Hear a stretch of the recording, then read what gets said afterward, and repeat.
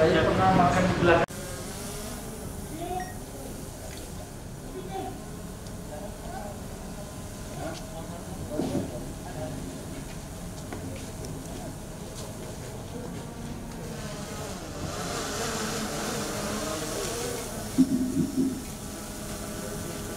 Di sini Pak, selamat datang Bapak Gubernur Sumatera Utara. Ini merupakan kompleks posko Pak, jadi kompleks beberapa bangunan difungsikan. Yang pertama, izin kami sampaikan, ini merupakan ruang pengolahan data untuk posko komando Pak. Jadi di sini senternya. Untuk mengelolanya kami kerjakan secara terpadu Pak. Jadi baik itu pemerintah kota, TNI Polri, itu mengelola secara terpadu.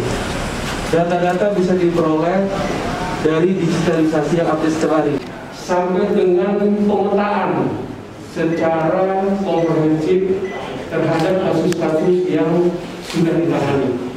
Jadi posko ini adalah posko utama. Kemudian di dalam penanganan SOP kami itu perharinya terdiri atas 60 personel Pak. TNI Polri 10, BPBD 20, sisanya dari TNI relawan yang berposko setiap hari 1 kali 24 jam. Kompleks ini Pak, kompleks daripada Dinas Kesehatan yang bahagian-bahagian yang kami sampaikan ini adalah bahagian komponen yang dijadikan tempat bertugas. Ada dapur, tempat tidur personil, kemudian pengolahan data. Data yang kami sajikan digital Pak, jadi kita menggunakan web. Di ruangan tadi itu kita menyampaikan secara detail perharinya melalui website kita. Perlu kami laporkan kepada Bapak Gubernur, jaringan struktural dalam penanganan COVID-19 ini ditangani oleh Forkopimda. Personel kita itu sampai ke lingkungan Pak. Kepling sebagai informan kami terhadap kejadian pendatang baru ataupun kejadian luar biasa. Kemudian disampaikan kepada Putu, di Putu itu babin dari personel ini Polri juga sudah ada. Jadi kalau kita turun ke dalam satu kasus kejadian, itu di total personel kita mencapai 100-an, karena dari sini sudah sekitar 60. Jadi memang tenaga kita cukup optimal di dalam penanganan kasus. Ini adalah beberapa unit yang posisinya standby khusus menangani COVID-19. Yang pertama kami laporkan kepada Bapak Gubernur seluruh regulasi turunan daripada pemerintah pusat sudah kami realisasikan sampai dengan daerah Kota Binjai, termasuk yang terakhir lahir berupa peraturan Wali Kota nomor 16 tahun 2020 tentang mewajibkan pemakaian masker. Artinya ini seluruhnya turunan regulasi sudah kami buat.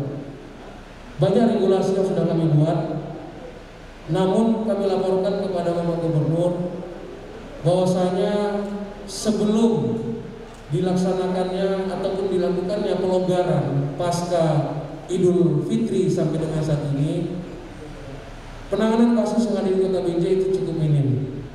Kurang lebih hanya mencapai kasus 3 orang dan belum ada yang meninggal.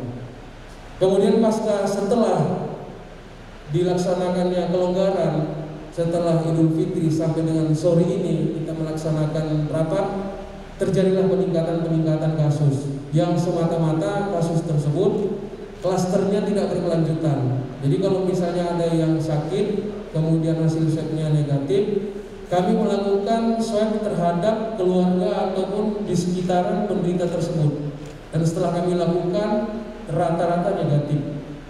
Kemudian berkelanjutan ke hari berikutnya sampai dengan 30 hari ke depan tidak terjadi kasus di wilayah tersebut. Artinya apa? Beberapa kasus dapat kami simpulkan disebabkan karena hubungan kontak dengan pihak luar, karena ada beberapa kelonggaran. Karena posko itu kepalanya dia menggantikan posisi jabatan wali kota di luar jam dinas. Kalau nggak percaya nanti tanya sama Pak Kapolres dan Pak Daki. Ada nggak di buku?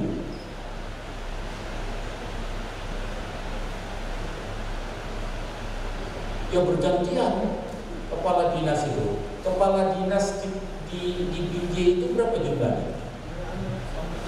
18. 18 hari sekali kan bisa itu. Kenapa? Tanggung jawab posko itu berat, bukan ringan, berat.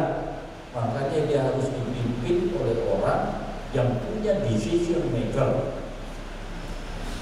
di dalam wilayah itu, sehingga nanti koordinasinya Kagugas, Posko di provinsi itu kepada Posko Binjai itu jelas. Pak, tanggapan Bapak mengenai COVID di Sumatera Utara, utamanya Binjai, Pak. Kita tak bisa ngomong ini hanya Binjai. Ya, siap. Ya, Binjai, Medan, Deli Serdang. Deli Serdang dan Binjai adalah penyanggahnya ibu kota Sumatera Utara. Ibu kota Sumatera Utara adalah Medan. Untuk itu saya datang hari ini, saya melihat kesiapan kota Binjai karena sebagai penyanggah ibu kota. Kalau ini bisa ditahan, bisa didisiplinkan masyarakat, sehingga ibu kota kita dia akan dinamis, walaupun dinamis, tetapi bisa terkendali.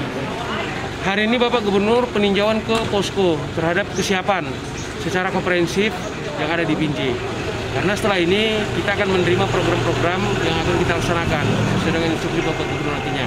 Sehingga program-program sudah terlaksana dengan baik. Saya rasa apa yang disampaikan tadi hanya untuk meningkatkan semangat daripada petugas posko ke depan tugas lebih berat sehingga kita lebih meyakinkan dan percaya diri untuk penanganan COVID-19.